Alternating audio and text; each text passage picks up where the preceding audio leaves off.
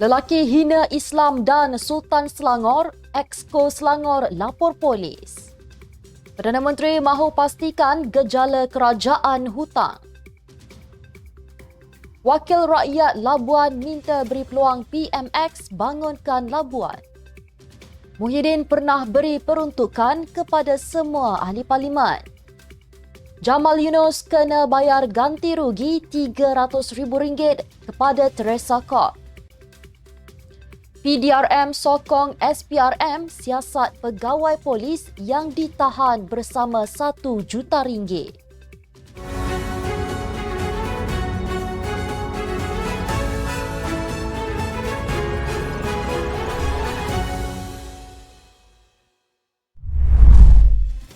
Bismillahirrahmanirrahim. Assalamualaikum warahmatullahi wabarakatuh. Salam Malaysia Madani. Bersama saya Mirakilah dalam Nextstep News edisi petang 27 Mac 2024 bersamaan 16 Ramadan 1445 Hijrah. Sebelum itu jangan lupa untuk subscribe YouTube Nextstep TV dan follow Facebook Nextstep Malaysia.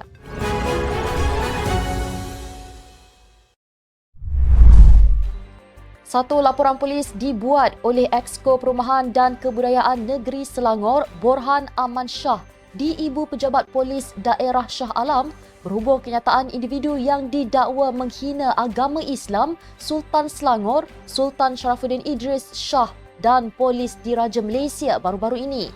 Borhan yang juga ahli Dewan Undangan Negeri Tanjung Sepat berkata, laporan yang dibuat olehnya pada jam 11 pagi itu bertujuan memastikan pihak berkuasa mengambil tindakan tegas terhadap individu berkenaan yang dikenali dengan nama N. Ganesparan. Beliau mendapati kenyataan yang dibuat oleh Ganesparan dengan jelas telah menghina Sultan Selangor, Sultan Sharafuddin Idris Shah, raja-raja dan mufti-mufti dengan menggunakan perkataan kesat yang boleh menyebabkan kegusaran awam dan membangkitkan sensitiviti agama. Beliau berkata demikian pada sidang media di perkarangan IPD Shah Alam, Seksyen 9 selepas selesai membuat laporan polis pada Rabu.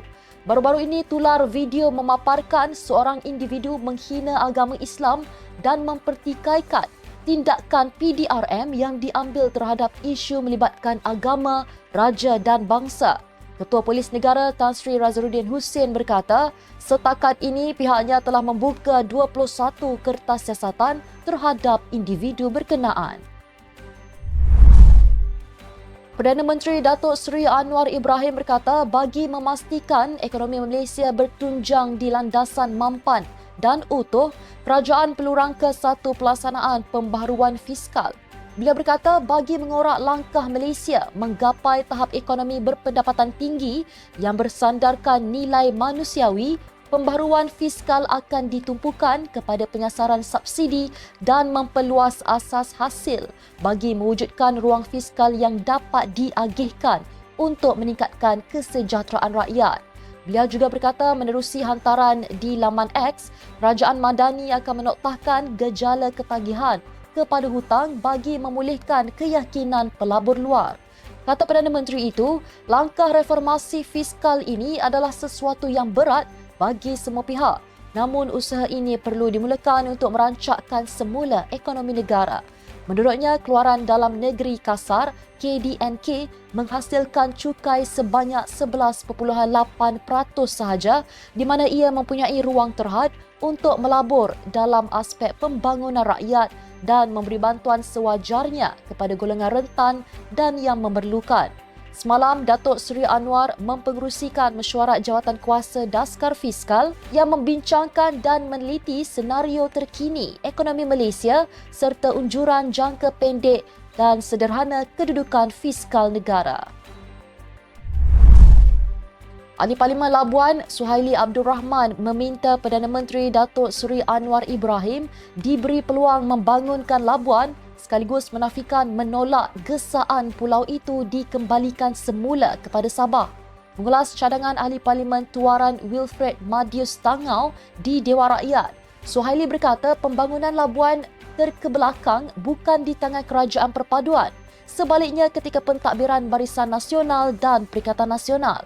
Tambahnya, lawatan rasmi Datuk Seri Anwar ke Labuan pada Disember tahun lalu juga memperlihatkan kesungguhannya membangunkan Labuan apabila sejak itu sudah 5 kementerian berkunjung ke pulau berkenaan untuk mengenal pasti pembangunan berpotensi.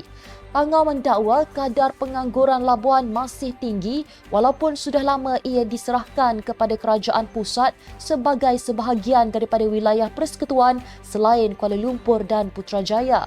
Dalam pada itu, Suhaili tanpa memperincikan kementerian terbabit berkata mereka perlu serius membawa peruntukan dan membangunkan Labuan berbanding hanya menganggap pulau itu sebagai retreat warganya. Ahli Parlimen Machang Wan Ahmad Faisal Wan Ahmad Kamal menegaskan Ahli Parlimen Pagoh Tan Sri Muhyiddin Yassin pernah memberi peruntukan kepada semua ahli parlimen termasuk pembangkang semasa beliau menjadi Perdana Menteri. Wan Faisal berkata sekaligus menafikan kenyataan Menteri Dalam Negeri Datuk Seri Saifuddin Nasution Ismail di Dewan Rakyat baru-baru ini. Sehubungan dengan itu, beliau telah membangkitkan usul di bawah Peraturan Mesyuarat 36/12 terhadap Menteri Dalam Negeri di Dewan Rakyat kerana kenyataan tersebut yang telah mengelirukan Dewan. Peraturan Mesyuarat 36/12 menyatakan mana-mana ahli yang mengeluarkan kenyataan yang mengelirukan Dewan adalah disifatkan menghina majlis dan ahli itu boleh dirujuk kepada jawatan kuasa hak dan kebebasan bagi kesalahan itu. Dalam pada itu, Wan Faisal turut mengatakan Muhyiddin pernah menghulurkan bantuan bakul makanan berjumlah RM300,000 di bawah ICU Jabatan Perdana Menteri. Tambah beliau, semua ahli Dewan Negara ketika itu, pembangkang mahupun kerajaan turut diberikan peruntukan tanpa sebarang rundingan mahupun perjanjian keyakinan dan perbekalan CSA. Sementara itu, Timbalan Yang di-Pertua Dewan Rakyat Datuk Ramli Muhammad Nur dalam keputusannya meminta agar Ahmad Faisal mengemukakan usul ke pejabat yang di-Pertua Dewan Rakyat di bawah Perkara 43 dalam tempoh 48 jam.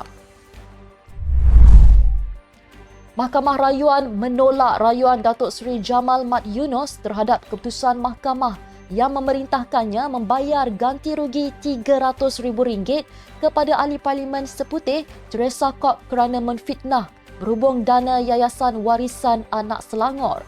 Pada 26 Julai 2022, Pesuruhjaya Kehakiman Mahkamah Tinggi Datuk Muhammad Arif Imran Arifin membenarkan tuntutan saman fitnah Teresa selepas mahkamah berpuas hati bahawa Jamal yang dinamakan selaku defendant gagal membuktikan pembelaannya.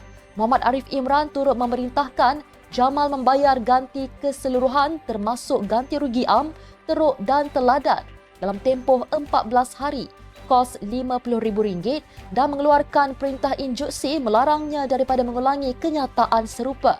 Pada prosiding hari ini, 3 hakim Mahkamah Rayuan dipengerusikan Datuk Supang Lian bersidang bersama-sama Datuk Azman Abdullah dan Datuk Wong Kian Kiong memutuskan demikian selepas mendapati rayuan Ketua UMNO bahagian Sungai Besar itu tidak mempunyai merit. Panel berkenaan turut memerintahkan Jamal selaku perayu membayar kos sebanyak RM20,000. Pada 29 Mac 2023, Mahkamah Rayuan membenarkan permohonan Jamal untuk menangguhkan pembayaran ganti rugi berkenaan. Teresa menfailkan saman terhadap Jamal pada 6 April 2017 dengan mendakwa Jamal mengeluarkan kenyataan berbaur fitnah terhadapnya berkaitan dana Yawas dalam sidang media pada 8 Mac 2017. Jabatan Siasatan Jenayah JSJ Bukit Aman memberi sokongan penuh kepada Suruhanjaya Pencegahan Rasuah Malaysia SPRM melakukan siasatan terhadap seorang pegawai kanan polis yang ditahan bersama wang tunai lebih RM1 juta kerana disyaki melindungi aktiviti haram di ibu negara. Pengarahnya Datuk Seri Muhammad Suhaili Muhammad Zain masih belum menerima sebarang maklum balas terkini perkembangan siasatan kes tersebut daripada SPRM. Namun beliau mengulangi ketegasannya kepada para pegawai dan anggota dalam PDRM agar mengubah diri dan sentiasa berintegriti dalam melaksanakan tugas atau akan diubah. Mulas lanjut, Muhammad Suhaili berpandangan ia adalah isu yang serius kerana melibatkan seorang pegawai dari JSJ.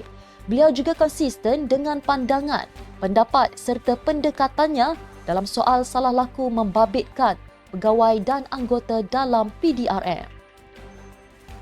Sekian untuk edisi petang ini. Ikuti perkembangan semasa isu-isu panas politik Malaysia setiap hari hanya di Netstep News. Jangan lupa untuk follow Facebook Netstep Malaysia dan subscribe YouTube Netstep TV.